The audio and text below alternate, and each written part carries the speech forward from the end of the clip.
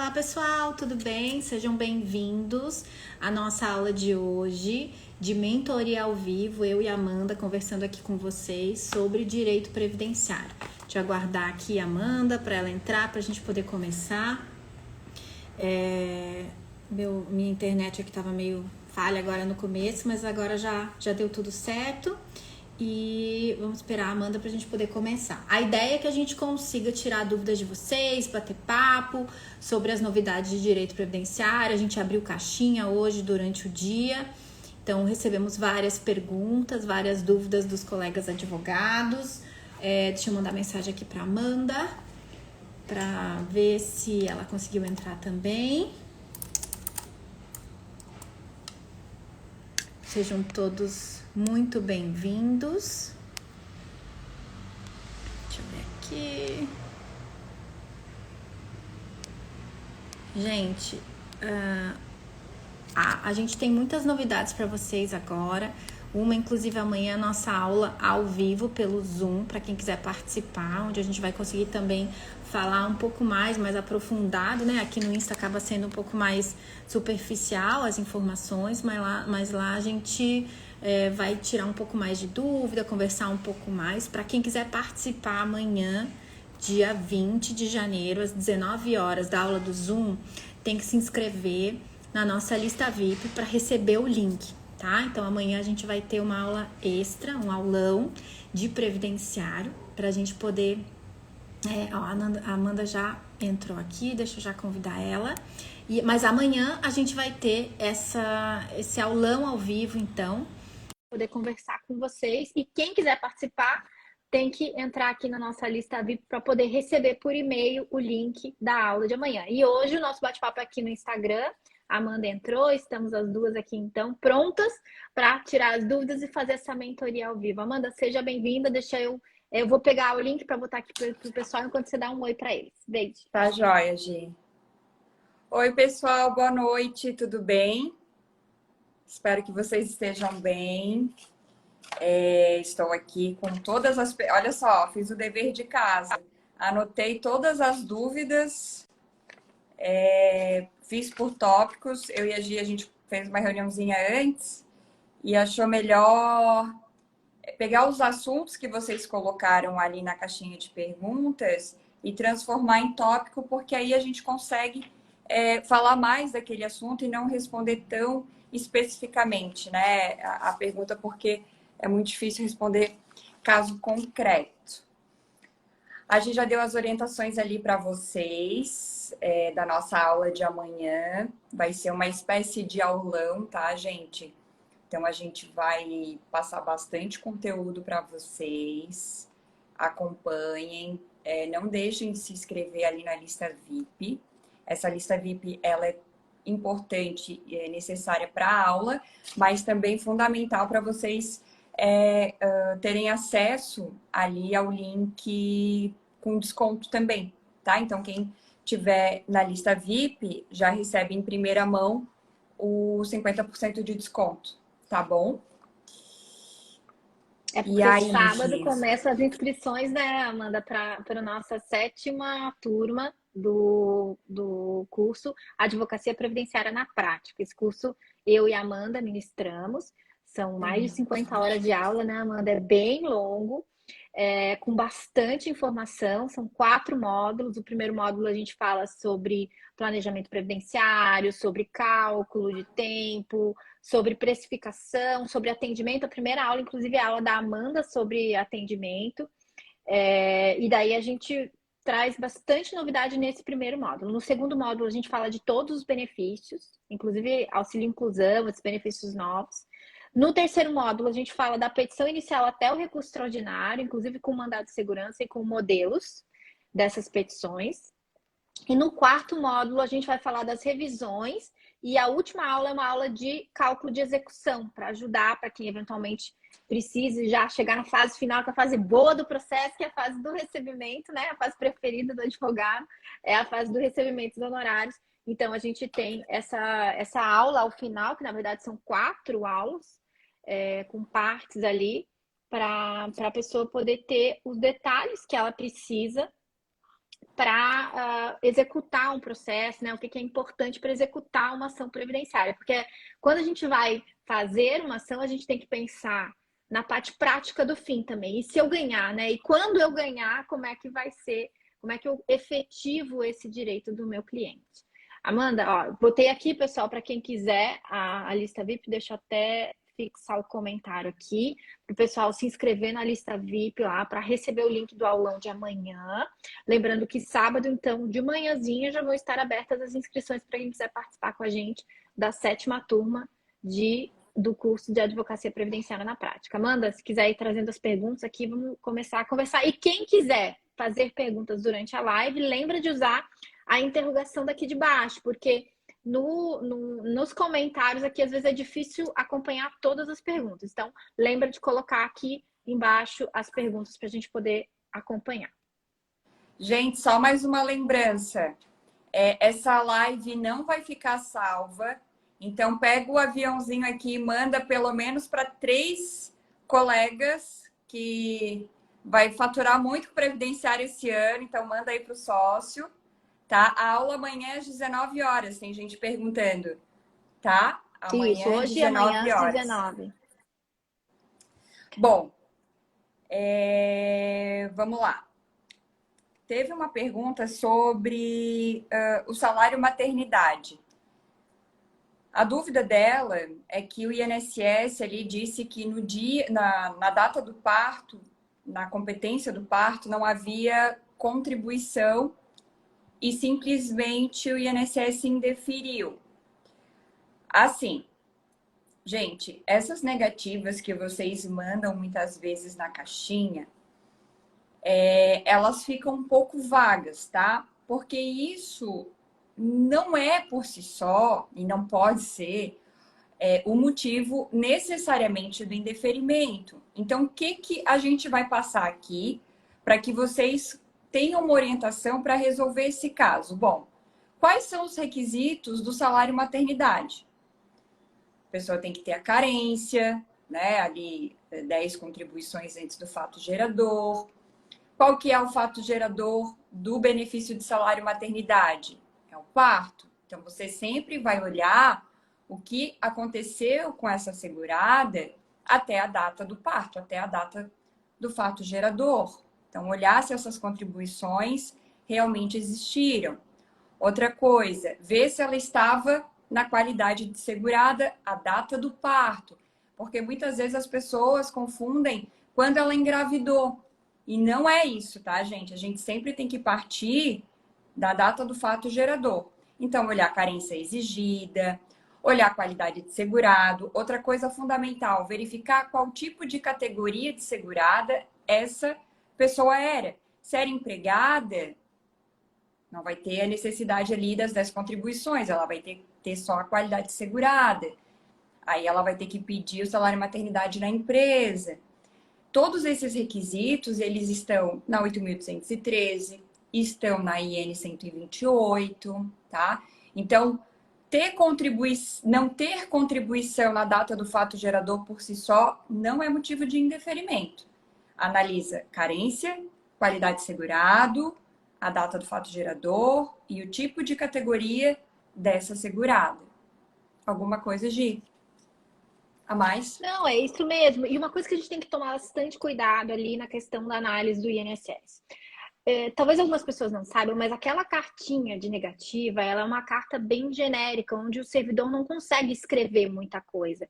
Ele escolhe um número lá e vem uma resposta padronizada. Então, às vezes, o que é o motivo que está escrito lá não é necessariamente o motivo real da negativa. E é por isso a importância de a gente fazer uma boa análise do direito antes até de judicializar. Porque muitas vezes o cliente fez sozinho o processo, talvez não tenha levado toda a documentação necessária. Daí ele chega para você com uma negativa, às vezes com uma afirmação do que seria o motivo da negativa. Então, a importância de se pegar a cópia integral do processo de concessão para se entender se tem algum despacho, alguma coisa a mais ali que possa nos ajudar a entender. Validar o tempo. Gente, tem que achar o tempo ali do Prisma, ou o tempo computado, para a gente realmente ver se o tempo que consta no CNIS consta lá, porque às vezes você vai ver que tem um período que que é de salário mínimo, que consta no CNIS, e às vezes a pessoa achou que estava valendo, mas não tinha sido feita a complementação. Lembrando que após 2019, inclusive os empregados têm que complementar, né? Então pode ter muito detalhe ali que gerou o indeferimento do benefício, às vezes até no modelo automático, foi o robô que indeferiu. Né? Então, por isso a importância de a gente fazer uma boa análise, pegar a cópia do processo, reavaliar todo o direito do cliente e daí verificar se está pronto para ajuizar, se está maduro para esse ajuizamento, se depende de um recurso administrativo, se precisa de uma revisão ou de um novo pedido administrativo.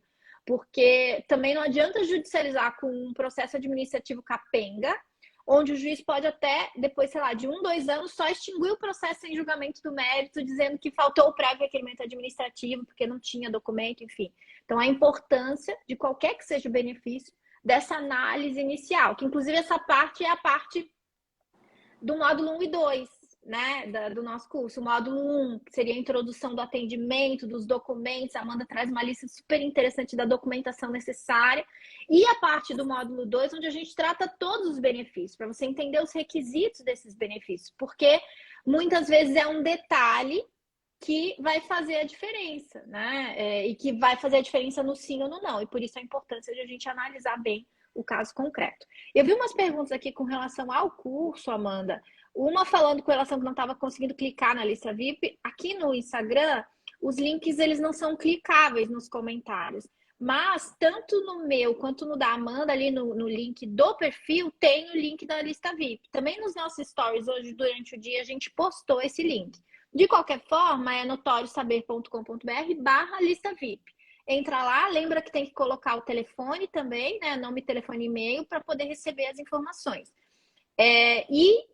Não adianta mandar aqui, gente, porque eu não consigo colocar todos os dados lá. Então, tem que entrar para receber por e-mail e depois um aviso, né? Da aula de amanhã, do aulão de amanhã. Outra pergunta com relação se as aulas são ao vivo. Na nossa aula, a gente tem 4 aulas ao vivo para tirar dúvida. Inclusive, tem uma pergunta aqui se vai poder tirar dúvida no curso. Então, são 4 aulas ao vivo, em que a gente compila todos os comentários, os pedidos de dúvida que são feitos durante o curso. À medida que você vai assistindo a aula, você já pode digitar lá a tua dúvida. A gente compila tudo isso e tem mais as dúvidas que são trazidas durante a aula. Eu e a Amanda, a gente faz aula em conjunto, ao vivo, para tirar a dúvida dos alunos com relação a cada tema. Então, ao final de cada módulo, a gente tem uma aula ao vivo para poder conversar com os alunos e realmente debater os temas que ficaram pendentes ali durante o momento que a pessoa estava assistindo a aula. Essa aula de salário e maternidade, tá, gente? É uma aula bem completa. Sou eu que ministro. E esses questionamentos que vocês mandaram aqui no chat, enquanto a gente estava falando, eles são todos respondidos lá no curso, tá? Só aqui para fechar o assunto salário e maternidade, que teve uma pergunta que eu acho que é interessante, que é se a segurada empregada, ela pode pedir diretamente ao INSS? Ela pode, mas o INSS vai indeferir, porque ele vai dizer que segurada empregada tem que pedir diretamente na empresa, mas judicialmente tem jurisprudência favorável, tá? Porque a responsabilidade do INSS continua sendo pela concessão. Então, primeiro tu tem que identificar por que essa empresa não fez o pedido ali do salário e maternidade para ela, e ela ficando desamparada, tu consegue ajuizar, daí tu entra com uma ação contra o INSS. Só cuidar se não houve reclamação trabalhista e se as verbas, ali os valores decorrentes do salário e maternidade já não constam da ação trabalhista, porque aí ela não vai ter direito no INSS. Então, só para fechar o salário e maternidade. Outra dúvida bem recorrente é em relação ao tempo especial. A pessoa era telefonista antes de 95, então a gente sabe que telefonista categoria profissional, pode haver o reconhecimento do tempo especial pela categoria, só que na carteira de trabalho dessa segurada constava como servente. E aí a pessoa quer saber como que ela faz para conseguir esse tempo especial. Olha, primeira coisa, como é um período antigo, você vai ter que ver se realmente essa empresa ainda existe, né? E aí, pegar uma declaração da empresa, porque assim, gente, o que nós temos que ter noção? Até 28 de abril de 95, era admitido qualquer prova para o reconhecimento de tempo especial, exceto ali para ruído, calor, né? Aquela que era quantitativa ali a medição do agente. Só que telefonista era enquadramento pela categoria.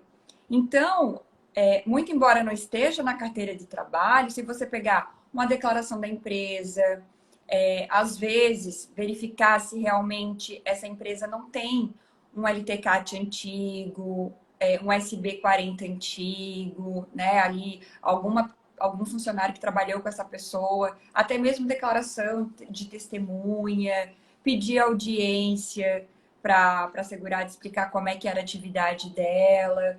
Então, o mais importante aqui, no meu ponto de vista, é saber que é admitido qualquer meio de prova até 28 de abril de 95 para reconhecimento da categoria profissional e ir atrás de elementos que comprovem que, de fato, ela era telefonista e ali na carteira de trabalho dela estava uma atividade genérica, né? Porque servente pode ser qualquer coisa, né?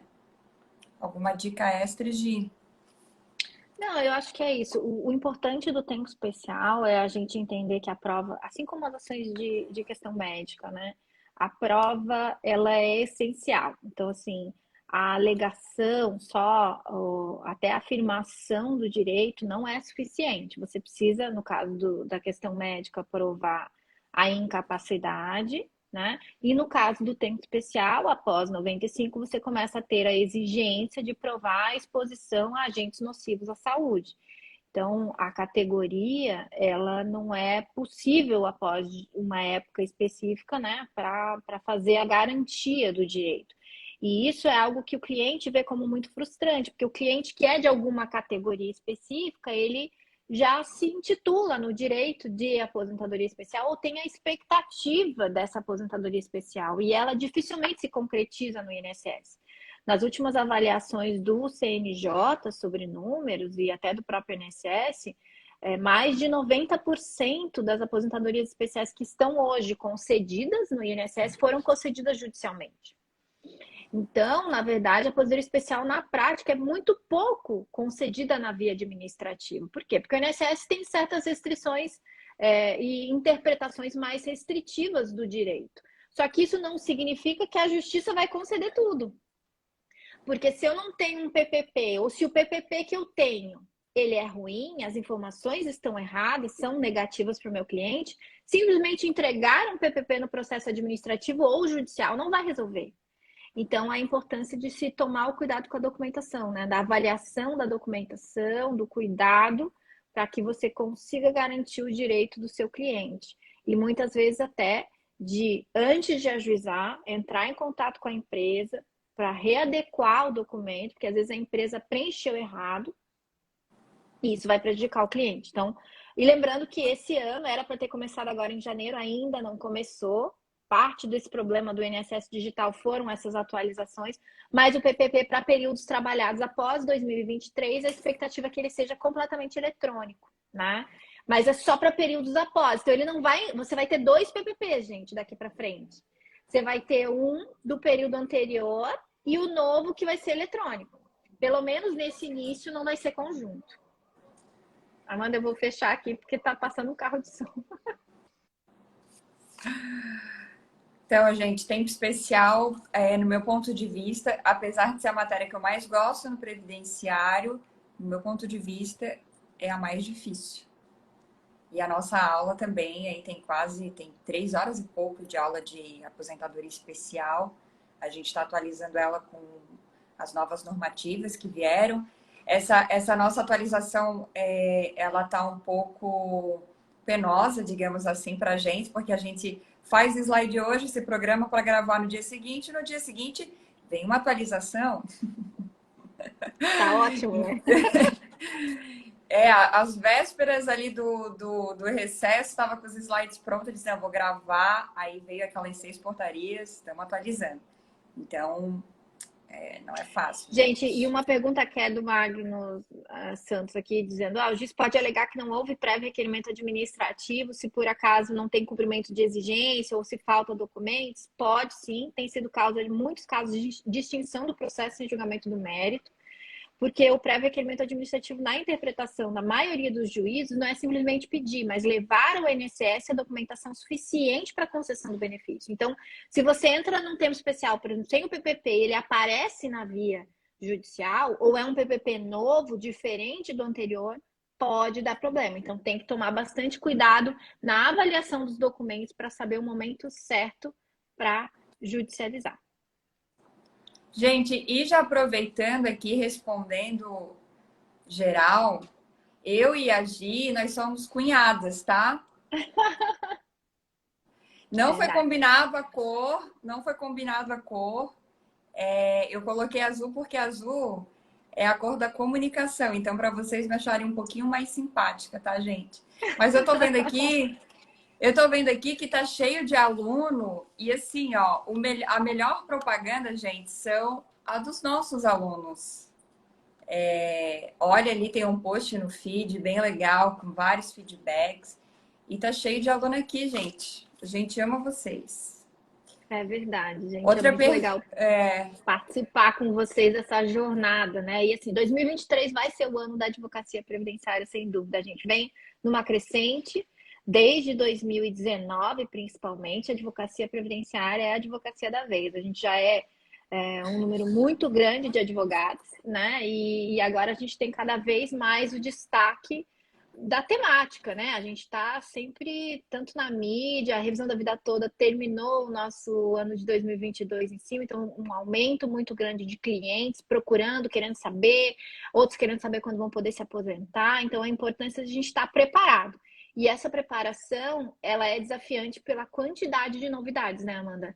É muita coisa o tempo todo. Piscou, tem uma normativa mais recente, então assim, a gente procura estar atualizando vocês para que a gente siga junto aí, sempre estudando e aprendendo, porque o advogado previdenciarista não para de estudar nunca, né? A gente está sempre na IN nova, na reforma, na última reforma, eu já passei por algumas. pessoal ali falando, ó, Ronaldo de Mato Grosso. Um abraço, Ronaldo, Mato Grosso. Olha só, Fortaleza. Paulo de Fortaleza, Curitiba. É isso aí, gente. Vamos pegar o Brasil inteiro. Vamos lá. Outra pergunta bem recorrente.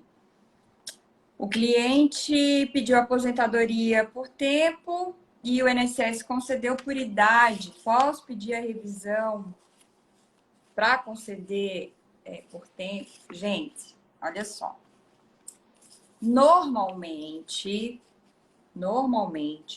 quando o cliente já cumpre a idade, a aposentadoria por idade acaba sendo mais vantajosa.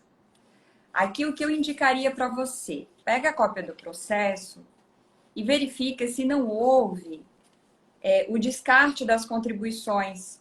Porque normalmente o INSS, quando ele tem tempo e concede ali a aposentadoria por idade, essas aposentadorias pós-reforma, o que eu tenho observado é que o INSS tem feito de forma muito eficaz até, tá? E gravem bem porque não é fácil falar isso. Tem feito de forma muito eficaz os descartes na hora da concessão, quando é possível. Então, aqui, eu faria os dois cálculos, tá? Mas normalmente acaba sendo a por idade, tá? A não ser que tenha alguma questão ali do coeficiente de cálculo que fique mais alto. Qual que é a jogada aqui? Será que o meu coeficiente de cálculo na aposentadoria por tempo, ele compensa um descarte de contribuição para elevar a minha média, ainda que com coeficiente de cálculo menor? Isso considerando uma concessão pós-reforma, tá? Mas é basicamente isso. Não é vedado, tá, gente? Uma revisão para trocar ali a espécie de benefício na mesma DER. Ou até mesmo, às vezes, numa DER anterior, se for o caso, se provar que tinha direito adquirido antes, que foi dada entrada, o INSS não concedeu. Isso acontece muito nos casos, por exemplo, a pessoa pediu uma aposentadoria especial e o INSS concedeu por tempo. E aí ajuizou e verificou-se que havia ali o direito à aposentadoria especial e troca a espécie. não tem problema. A questão é você provar que realmente naquela DER ou em um pedido anterior a pessoa cumpriu os requisitos para o melhor benefício, tá? Uma pergunta porque a aqui, rainha Amanda, das com relação. revisões. Então, uma pergunta aqui com relação à revisão da vida toda. Gente, olha, o entendimento atual. O que é a revisão da vida toda? Vamos fazer um resumão aqui, né? A revisão da vida toda é a inclusão, é uma revisão que visa a inclusão de salários anteriores a julho de 94, então de contribuições de trabalho anterior a julho de 94, para que o cálculo seja feito, como diz a tese ali, com a vida toda, né? E não só com os mais recentes após julho de 94. Essa tese foi validada pelo Supremo dia 1º de dezembro. Ainda não houve a publicação do acórdão, por mais insistentes que tenham sido assim, né, os nossos pedidos, mas ainda não foi publicado o acórdão. O Supremo está de férias até final de janeiro, então a partir de fevereiro voltam as expectativas de publicação.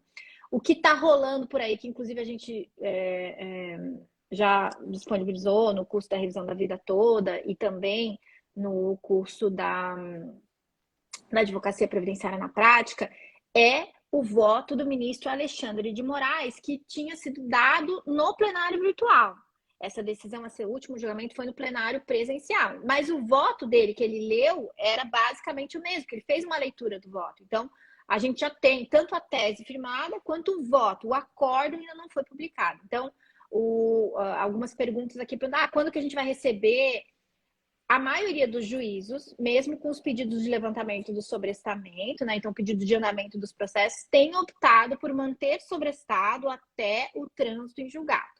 Da publicação do acordo, tem prazo para embargos. O INSS já sinalizou que deseja embargar em alguns pontos, né, na questão talvez dos índices a serem aplicados, na questão de eventual modulação para quem, porque eles já viabilizaram dentro do sistema o requerimento administrativo da revisão da vida toda. Eles não estão processando, mas eles estão separando quem é a revisão da vida toda das outras revisões para poder dar andamento nas outras e entender qual seria o grupo de pessoas que está pedindo a revisão da vida toda para depois, eventualmente, dar andamento. Então, essa criação ali pode sim significar uma modulação, uma viabilidade de modulação por parte do STF, dizendo, olha, quem entrou com a ação até agora, ok, quem não entrou vai ter que pedir primeiro no administrativo, se o INSS negar, é que vai ter que pedir judicial. Por quê? Porque pode ser uma forma do Supremo filtrar ali o aumento das demandas judiciais a respeito dessa tese. Há alguma modulação no momento? Não. Uma pergunta aqui perguntando, já começou o debate da modulação dentro do Supremo Tribunal Federal? Não, não há em nenhum momento até agora, em nenhuma petição do INSS pedido de modulação, tá? E inclusive, talvez ele traga nos embargos, há uma expectativa de que se venha algo nesse sentido, mas até agora e até o julgamento não tem nenhuma modulação. No regimento do Supremo, a modulação tem efeito a partir do julgado em que ela é feita. Então, seria de uma data futura. Quem tem a ação para ingressar, pode ir ingressando. O requerimento administrativo substitui o ajuizamento de ação para fim de decadência? Essa é uma pergunta complexa, né? O que é a decadência? É o prazo de 10 anos para você entrar com uma revisão. Conta desde quando? Da data do início do benefício? Não, gente. Conta do primeiro dia do mês seguinte ao primeiro pagamento. Mas há uma previsão no artigo 103, caput da Lei 8.213, que fala ou, né, no primeiro dia do mês seguinte ao primeiro pagamento, ou na data que tomar conhecimento da decisão indeferitória do âmbito administrativo. Então, poderia aí se dizer, olha, se eu entrei com um pedido administrativo de revisão, o meu prazo interrompeu de decadência. Há validade nessa discussão? Sim, tanto que a TNU já fez um tema, 256, em que ela disse, sim, interrompe, zero prazo de decadência, e enquanto você tem ali aguardando a tua revisão administrativa, você não teria a aplicação da decadência. Só que o STJ já validou essa tese? Não. Então, não é garantida essa interrupção. Se você tem um cliente que está ali nas portas da decadência, a minha sugestão é ingresse com a ação. Por quê? Porque daqui a pouco, se isso chegar ao STJ, esse debate do tema 256, o STJ pode dizer, como ele já disse na questão do direito ao melhor benefício, no tema 975 e no tema 996, que a decadência se aplicava para aquelas teses. Então, tomar muito cuidado nessa questão de decadência, porque o formato atual da jurisprudência se aplica para a revisão da vida toda e a TNU entende que o pedido de revisão administrativa interrompe o prazo, interromper é zerar, tá? Mas, claro, desde que você tenha entrado enquanto o prazo ainda não tinha se concretizado, porque se eu entrei 11 anos depois, ele não zera, porque o meu prazo já tinha acabado, né? Mas a questão é, esse debate não está garantido essa interrupção, tá? Então, assim, a minha sugestão dá para discutir para quem já perdeu o prazo? Dá para discutir. Agora, se o cliente ainda não perdeu, gente, não deixem perder. Ajuizem a ação, porque corre o risco. E esse requerimento administrativo que está sendo feito no INSS, ele não está sendo processado. Ele é só para separar o que é revisão da vida toda das demais revisões, tá? Então, não é uma garantia que o INSS vai fazer na via administrativa ou de forma automática. Isso ainda vai ser debatido no decorrer desse ano, à medida que o acórdão for publicado e que a gente tenha os demais andamentos do tema, até o julgamento dos embargos que são esperados, né? Ó, agora uma pergunta que vai interessar todo mundo aqui. Já vai convidando agora o sócio, que é importante, sobre honorários de sucumbência. Sei que vocês não gostam muito, mas a gente tem que falar sobre isso, infelizmente, tá? A pergunta do advogado, ele quer saber se nos honorários de sucumbência se desconta os valores já recebidos pela parte a título de tutela. Gente, quer falar, Gi? Quer falar sobre a sucumbência? A questão da tutela, então, a questão da sucumbência na tutela, a questão da sucumbência em geral, né? Só para esclarecer, né? A gente tem uma aula sobre honorários e, inclusive, nessa aula a gente distingue o que são as sucumbências. Tem a sucumbência contratual, tem a sucumbência... Aliás, tem os honorários contratuais, tem os honorários sucumbenciais, tem os honorários arbitrados, né? Porque às vezes você não fez um contrato, você vai pedir para o juiz arbitrar um honorário que está ali naquela disputa, o cliente não quer pagar. Os honorários sucumbenciais, a justiça costuma usar só a questão de honorários. Ela condena em tantos honorários advocatícios. Mas quando há essa condenação efetiva, normalmente ou eles são sucumbenciais, que é o mais comum, ou são honorários arbitrados. Os honorários contratuais, teoricamente, a justiça não pode se meter desde que esteja dentro dos limites do Estatuto da Advocacia, né? Então, dentro dos limites ali que a gente tem, você juntaria o contrato de honorário e faria a separação. Na questão dos honorários em geral, e daí a pergunta Amanda, deu uma falhadinha na questão da devolução, é isso? Ele quer saber como que ele faz o cálculo, se ele teria que descontar, entende? Aí eu acho que teria que explicar que o valor da sucumbência é determinado na decisão. Se vai ser um percentual sobre o valor da condenação, se vai ser só até a data da sentença ali, conforme a súmula do STJ, né? Tem que ver a gente tem aquele tema muito importante também, que é o 1050, se eu não me engano, do STJ, que diz o seguinte: se por acaso você entrou com a ação e daí depois o teu cliente ganhou um benefício administrativo de outro tipo, ou do mesmo tipo, enfim, a ação levou 2, 3 anos e o cliente conseguiu uma concessão administrativa. E ele recebeu esses valores administrativos. Chegou no final, você ganhou a ação judicial. Então, a gente tem 2 pontos aqui importantes. Um, que ele pode optar ficar com o novo e receber os atrasados, que é o 1018, se eu não me engano. E o 1050, que diz o seguinte: olha, independente do que ele decidir aí, você não vai compensar ou vai deletar esse período que ele recebeu na via administrativa. Para fins de honorários, você vai colocar todos os valores que seriam devidos. O cliente não vai receber 2 vezes. Se ele já recebeu um mês e aquele mês foi quitado, aquele mês não vai entrar no cálculo do cliente, mas no cálculo dos honorários pode sim entrar. Por quê? Porque o advogado não tem culpa que o cliente recebeu uma parte na via administrativa. Então, nessa questão, principalmente dos honorários de sucumbência, que é o réu que paga, né? e que são da titularidade do advogado, os honorários sucumbentes são emitidos no CPF ou no CNPJ do advogado. Eles têm, inclusive, distinção no tocante ao pagamento, mesmo que o cliente esteja recebendo em precatório, a tua sucumbência pode ser em RPV, sim. Tá?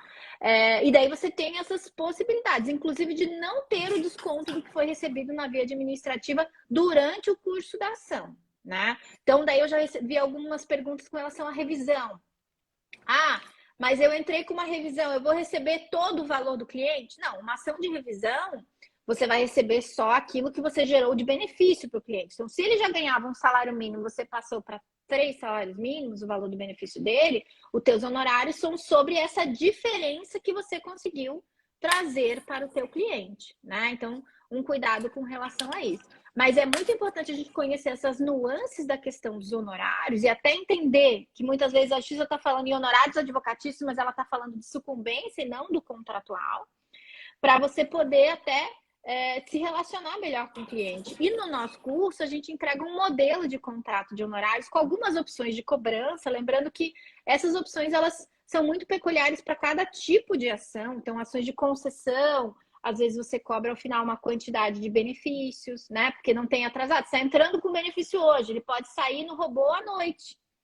Então, você não tem atrasados, às vezes, né? Então, você vai cobrar uma quantidade de benefícios ou um valor fixo. O percentual não é a única forma de cobrança da advocacia, e por isso a importância de a gente entender os efeitos econômicos das ações também, né? Como que vai terminar esse processo, qual é o valor que a pessoa vai receber. E às vezes, quando você vai fazer o judicial de uma concessão, também você vai ter atrasados ali, foi negado hoje pelo robô. Você entrou de manhã, em 18 minutos o robô já negou o teu benefício. Então, você não tem atrasados, você vai entrar com a ação amanhã, né? Então, como que você vai fazer a cobrança? Às vezes, por exemplo, aqui na 4ª região, um processo desses de concessão pode ter um acordo, pode ser concedido em, sei lá, 2, 3 meses e já está com a RPV expedida. Então, como que vai ser essa tua precificação para o cliente? Isso é muito importante de você entender, porque senão, às vezes, você está trabalhando sem a remuneração justa para aquilo que você está fazendo e daqui a pouco você não consegue sustentar a tua família, o teu escritório, né? Porque tem toda uma equipe que está junto com você, ou que pode vir a estar junto com você. Então, tomar cuidado com relação a isso. Amanda, qual é o seu signo? Gente, quero ver vocês acertar. Meus seguidores aí sabem. Meus seguidores sabem qual é o meu signo. Signo ascendente, minha lua. Eu vou fazer uma pergunta aqui. Quem souber, deixa aqui que eu vou dizer se está certo ou se está errado. É o signo mais legal do zodíaco. Só que Daí é não. o meu. Gente, uma dica do meu é que eu sou, segundo o meu signo, eu sou um pouco teimosa. Bem de leve. Bem pouquinho, gente. Bem pouquinho. Teimosa é quem teima contigo, Gi. Exatamente, eu tô certa, né? Uma pergunta aqui da Daniela. O curso é voltado somente para a esfera judicial ou administrativa também? Não, esse curso é voltado para a esfera judicial, apesar de que a gente fala da questão do atendimento, dos cálculos iniciais, e a gente fala dos benefícios, dos requisitos dos benefícios, do como que funciona cada benefício. Direito Mas material, a parte, né, Gi? do direito material, mas a parte processual, ela é da esfera judicial. Então, é da petição inicial até o recurso extraordinário, com modelos. E a gente tem depois a parte de revisões também voltada para a área judicial, né? E ao final, a gente tem a última aula, que é a aula de execução, para ajudar quem vai daí já chegar na parte final boa e receber os valores. Com relação à minha, não, eu sou taurina, gente. Eu sou taurina. Acho que eu nunca tinha contado isso no meu Instagram, é verdade. Eu sou taurina com a minha lua em Gêmeos. Então, A galera acertando aí, maravilhosos! Viu, ó? Meus seguidores me conhecem, estão vendo, ó? Aí, gente, vocês são maravilhosos. Sou geminiana com ascendente em Libra e a lua em Peixes, gente. Tudo certo. Amor de pessoa. Aqui uma pergunta com relação ao auxílio-acidente, Amanda. Auxílio-acidente sem resposta 7 meses. Mandado de segurança é a melhor saída? Gente, o problema do mandado de segurança é o seguinte. O que que você quer com o mandado de segurança? Né? Você quer que... Vamos ver onde é que está esse auxílio-acidente. Né? Você quer marcar uma perícia na via administrativa? Pode ser. Você quer que o administrativo julgue rapidamente, a chance de vir negativa a resposta é muito grande. Você gostaria que o juízo já analisasse o mérito da sua ação, então já marcasse uma perícia, já avaliasse o direito do seu cliente? O mandado de segurança não é uma boa ferramenta, porque ele não tem fase instrutória. É o que você entra lá e o teu pedido tem que ser objetivo de algo que a administração pública vai fazer, né? E o mandado de segurança não tem condenação em atrasados para pagamento na ação judicial. Então, o mandado de segurança na questão previdenciária não costuma ser a melhor ferramenta. Mas ele pode ser interessante em matérias que você queira ficar na via administrativa, porque o entendimento administrativo é mais vantajoso. E a gente fala muito sobre isso, a aula de mandado de segurança até sou eu que ministro, a gente fala muito sobre isso. A gente fala sobre a autoridade coatora, tentar ajudar vocês a identificar que essa é uma dificuldade do mandado de segurança. Tem modelo de mandado de segurança também para ajudar vocês.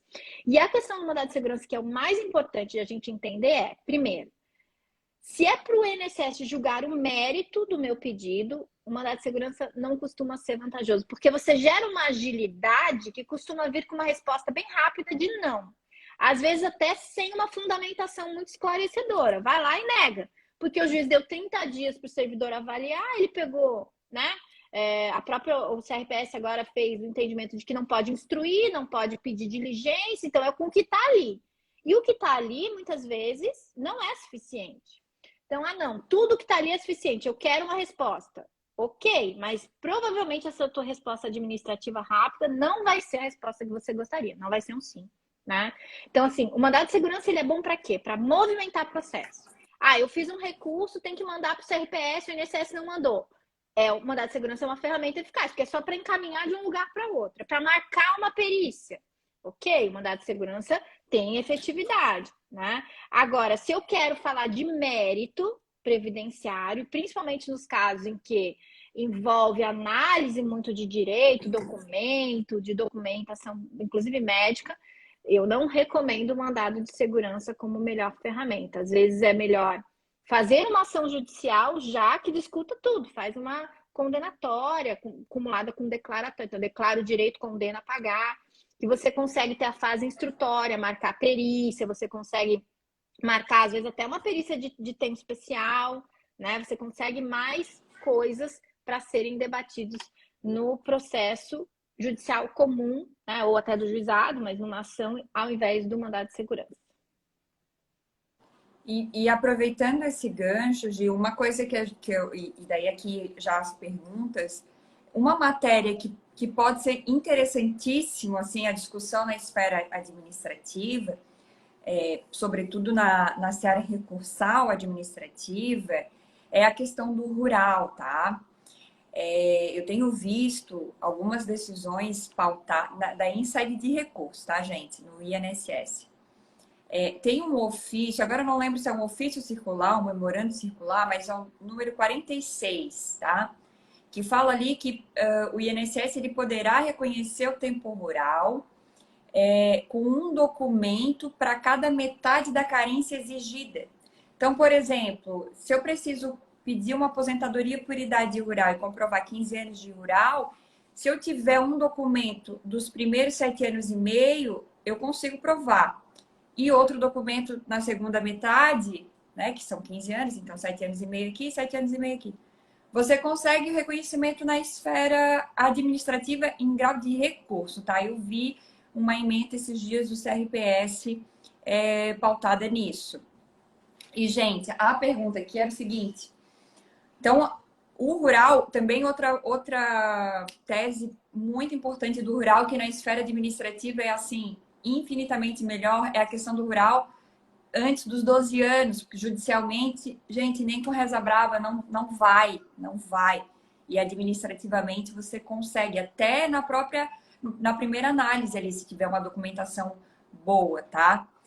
Mas a pergunta aqui da advogada é que ela está com uma segurada especial que parte da carência foi como pescadora artesanal, segurada especial pescador, e a outra parte foi como rural. E aí ela quer saber se pode misturar para pedir uma aposentadoria por idade rural. Você pode misturar, não tem problema nenhum.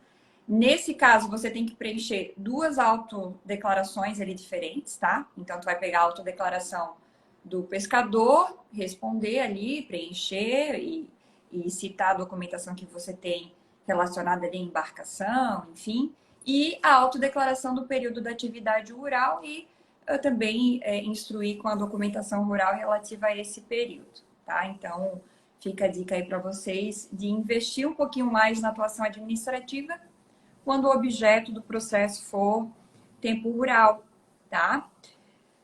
E outra dúvida aqui também relacionada à atividade rural, é no tocante à aposentadoria híbrida, que aqui a advogada, ela colocou que a pessoa tem 10 anos de rural e 5 urbano. E atualmente ela está no rural e ela quer saber se ela pede rural ou híbrida. Gente, é híbrida, tá? É híbrida. A não ser que tu cumpra realmente a carência ali, os 15 anos. Até teve o tema agora da TNU, acho que é o 301, né? Que não precisa ser 15 anos sem interrupção. Mas aqui ela nem cumpre a carência mínima exigida para aposentadoria por idade rural, que seria ali com 55 anos, né? Então, esse ano, a híbrida, inclusive, lembrando que a híbrida, aposentadoria por idade híbrida, acompanha a regra de transição da aposentadoria por idade urbana da mulher, né? O homem continua 65, mas a mulher tem aquele escalonamento 6 meses a cada ano, então esse ano passa a ser 62 anos, e a carência pode ser tanto ali rural quanto urbano, independentemente da categoria de segurado. E para mim, gente, quem está trabalhando com a híbrida tem que saber o tema 1007 do STJ. Leiam o tema 1007 do STJ, que é uma aula de aposentadoria híbrida, tá? Tudo que você precisa saber, se conta para carência período remoto, se não conta, se tem que estar na atividade rural, se não tem que estar, tá tudo esmiuçado no tema 1007 do STJ. Essa pergunta especificamente é aposentadoria híbrida, tá? Não é rural.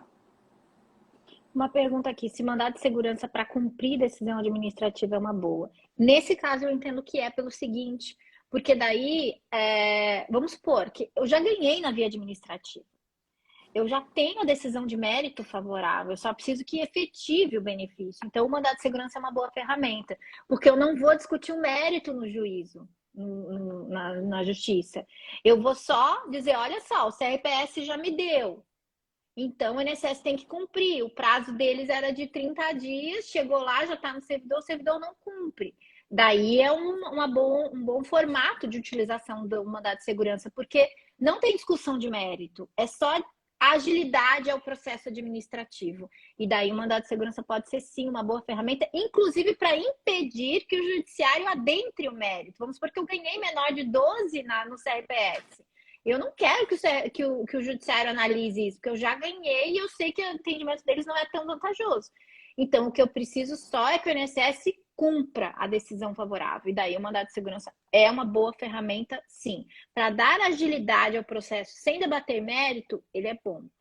Para discutir o mérito no INSS, forçar o INSS a julgar o mérito, ou forçar o CRPS a julgar o mérito, ele não é uma boa ferramenta, na nossa opinião, né, Amanda? Porque daí ele acaba trazendo uma agilidade para a negativa.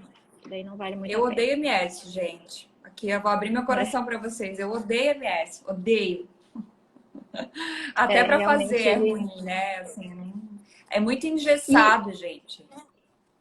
E ele é uma das peças que a gente costuma, quando há uma má vontade do juízo, ou até assim, ele tem uma discussão processual da questão da autoridade coatora e que o INSS e o MPF agora estão aumentando o debate, porque eles dividiram agora, a Secretaria da Perícia Médica foi para um lugar, né? Daí agora está fazendo a superintendência, as distribuições internas administrativas. A maior parte do judiciário costuma entender que a parte não tem que saber, o problema é do INSS ou do CRPS, né? então a autoridade coatora vai ser relacionada ali. Agora, o INSS tem trazido como defesa, inclusive com algumas autuações do MPF, no sentido de que não, que teria que ser autoridade específica dentro da estrutura do INSS que seria responsável. E isso traz uma certa dificuldade até de você entender, né? A gente teve, no final do ano, o regimento interno do INSS republicado, que ajuda ali a entender qual órgão faz qual coisa, tá? Então, quem eventualmente precisar, até para essa questão do mandado de segurança, pode procurar algumas informações ali, você pode botar mais de uma autoridade coatora para tentar garantir a avaliação, mas em muitos casos teu processo é extinto, sem julgamento do mérito, porque a autoridade coatora não é o fulano lá e é o outro, enfim. Então, esse debate também prejudica muitas vezes, né? Duas perguntas aqui para a gente falar sobre o auxílio reclusão, que teve uma polêmica aí grande esses dias, né? Primeira pessoa perguntou se MEI tem direito ao auxílio reclusão. E outros que até, confesso que até, assim, me doeu. Ela perguntou se o filho pode receber um auxílio reclusão decorrente da prisão do pai e outro decorrente da prisão da mãe, que ambos estão presos. Como tu ministra essa aula, se tu quiser falar. Sim. A questão do auxílio reclusão é muito complexo, né? Porque ele é o benefício que sofre mais preconceito, se a gente for olhar. Porque o auxílio reclusão, ele tanto que é tratado, ou era cada vez, né? Desde o início, ele era tratado muito como uma pensão por morte. As regras eram semelhantes, porque ele atende a família, ele atende aos dependentes, ele não atende ao preso, obviamente, ele não atende ao falecido, no caso da pensão por morte, né? E daí, a cada vez que a gente tem o aumento do critério da baixa renda, como foi agora, as pessoas trazem uma ideia de que o auxílio reclusão é aquele valor fixo que é pago para o preso. Não, gente, o auxílio reclusão ele é um benefício pago para os dependentes daquele que foi recluso. Nas últimas modificações, a última reforma ela foi muito restritiva no auxílio reclusão, estabeleceu um teto individualizado para esse benefício de no máximo um salário mínimo. Então, esse benefício não pode ser pago superior a um salário mínimo, ele tem um teto próprio. E o auxílio reclusão, ele tem a característica idêntica à pensão por morte no tocante à acumulação.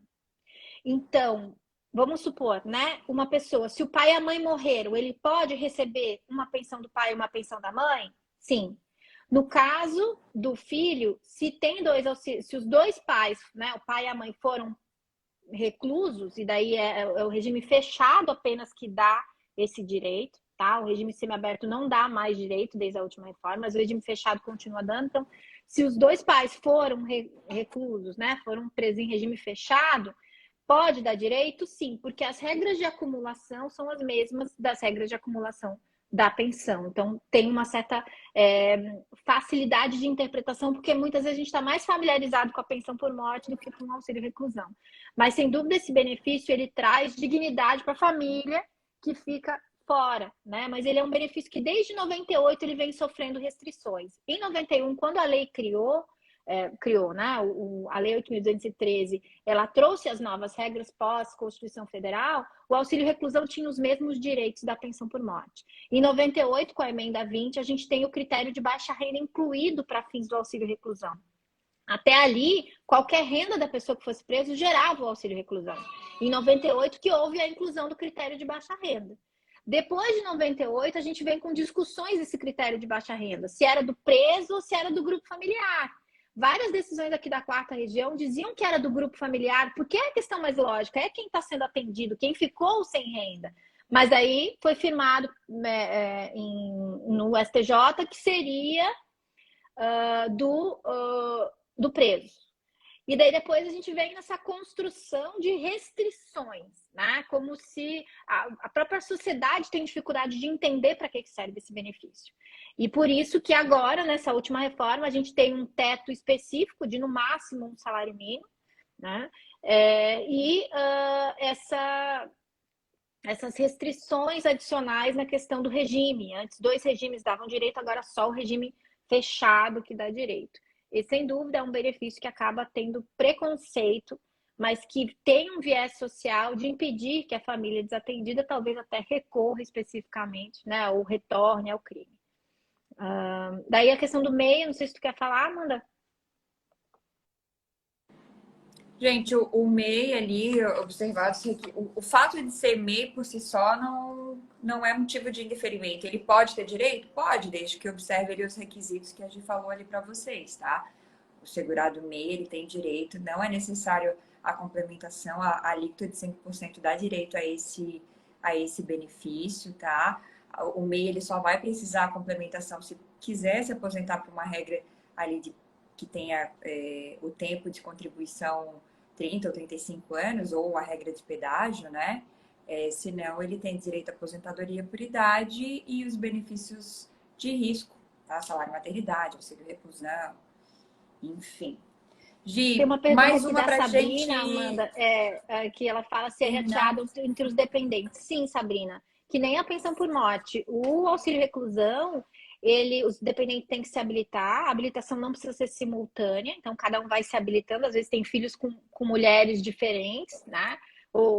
Enfim, tem núcleos familiares separados, cada um vai se habilitando, e ele é dividido em cotas partes iguais, que nem a pensão por morte. A diferença ali é que o benefício não pode ter um valor superior a um salário mínimo, mas as cotas podem ter. Então, se é um salário mínimo e 3 filhos, cada um vai receber 1/3 do salário mínimo. Não é garantido um salário mínimo para cada beneficiário. A última, Escolher a Gi, última pra gente aqui, Amanda, é a terminar. última para a gente encerrar.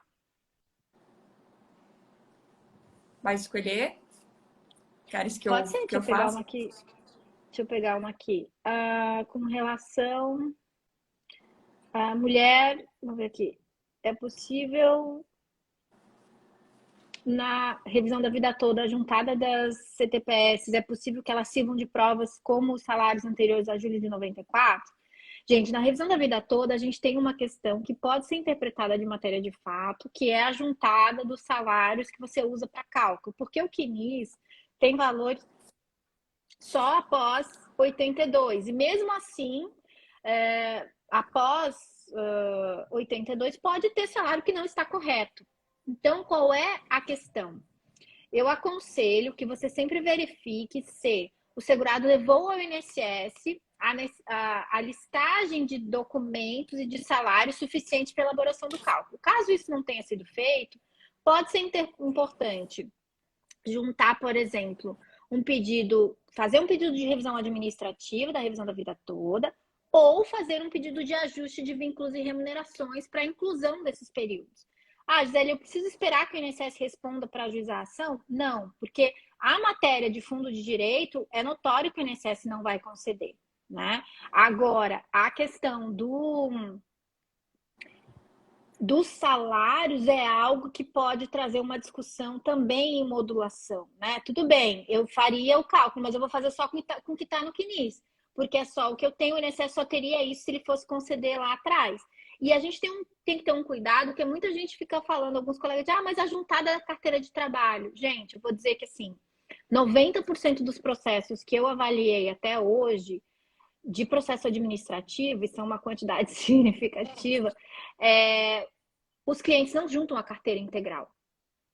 Ninguém juntava a relação de salários para fazer pedido de benefício. No máximo, tirava xerox da parte dos... Ainda mais naqueles benefícios que eram processo físico, e mesmo depois que é judicial, poucas pessoas digitalizam a carteira de capa a capa. A maior parte juntava só os vínculos. Então, o advogado, muitas vezes, cria a expectativa de porque a carteira está lá, os salários estão comprovados. Não. Olhe com cuidado, porque na maioria dos casos, os salários não foram juntados no pedido inicial. E outra questão, os salários da carteira de trabalho não são as melhores provas de tempo de contribuição, de valor de contribuição. Pelo contrário, costumam ser a pior, é a última que a gente usa. Por quê? Porque o salário é o valor base. Não tem hora extra, não tem hora noturna, não tem gratificação, não tem anuênio, não tem triênio, não tem quinquênio, não tem adicional de tempo de serviço, não tem nada que esse empregado pode ter acumulado durante a sua vida ali. Então, você vai ter, às vezes, um valor base de 2 salários e a pessoa estava recebendo 5 salários, porque ela foi, né? Então, não é nem o reajuste salarial que pode estar anotado lá. Mas a diferença entre o valor base e todos os outros penduricalhos que vêm numa remuneração que não vão constar ali na carteira de trabalho. Então, isso faz bastante diferença. Dá para usar? Se você não tiver mais nada, dá para usar. O segurado juntou realmente os anexos das alterações salariais? Ok. Agora, na maioria dos casos, isso não é uma realidade. O fato de você ver lá a capinha da carteira de trabalho não significa que os salários estavam lá. Gente, e com isso a gente encerra a nossa live. Amanhã a gente vai... Pode encerrar, né, Gi? Pode, claro. Para dar uma hora aqui, né, também para vocês não enjoarem da Sim. gente, porque eu sei que todos estarão no nosso curso, então tem mais de 60 horas ali de aula para vocês poderem usufruir aí da nossa companhia e a gente da de vocês. Amanhã estejam na nossa aula, essa aula vai estar muito legal mesmo. Vai dar para ter uma ideia de como é a nossa didática.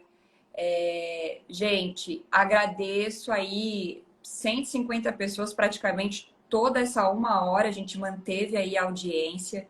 Então, muito obrigada. Estamos juntos e é nóis. Né, Gi? 2003 vai ser o ano da advocacia previdenciária e da sua advocacia previdenciária também, a gente seguindo juntos nessa jornada que vai ser esse aprendizado no curso Advocacia Previdenciária na Prática. Gente, a gente espera vocês amanhã. Não se esqueçam de se inscrever aqui na lista VIP. Não dá para clicar aqui mesmo, mas o site é fácil, é www.notoriosaber.com.br/lista VIP, mas também você pode entrar nos nossos stories, que a gente deixou o link ali em várias publicações, para se inscrever, para receber. Quem se inscrever amanhã até o meio-dia vai receber o link no início da tarde para poder participar da aula. Fiquem tranquilos, que as inscrições para o nosso curso começam no sábado, dia 21 de manhãzinha, e quem tiver inscrito ali também já vai receber o link direto para o desconto de 50% de lançamento. Então, vai ser um prazer ter vocês com a gente, né, Amanda? Tanto amanhã quanto no curso, para a gente seguir na busca e no fortalecimento da excelência na atuação previdenciária. Sem dúvida, a gente tem muito do que compartilhar, né? Vocês com a gente com vocês, para que a gente esteja sempre atualizado. As dúvidas também nos ajudam, né, Amanda, a estar sempre atualizada. E assim, o curso é feito com muito carinho, com aulas gravadas e aulas ao vivo, para a gente poder estar sempre perto de vocês, seguindo aqui nesse canal de aprendizado. Obrigada, gente, muito obrigada, uma boa noite, até amanhã às 19 horas, no nosso aulão, no Zoom, e a gente vai mandar os links para vocês poderem acompanhar amanhã. Beijo, gente. Beijo, Amanda, beijo, pessoal. Beijo, tchau, tchau.